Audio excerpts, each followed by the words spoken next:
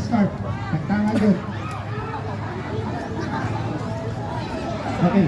Karon as a Bureau of Fire, dili lang sunog ang itudlo. Responde sa ni og mga unsa man, mga disgrasya. No? Ating mga disgrasya. So, ang gamit sa atong scarf is bandaging. No? Mag-bandaging ta. Di lang ako dugayon, di lang ako ma-explain kung sa ang atong scarf, part sa atong scarf. So, moy, rescue. Ha? So, kasi nga lang mo, no? Sa gusto ko ako ang karon, gusto ko ako ang victim.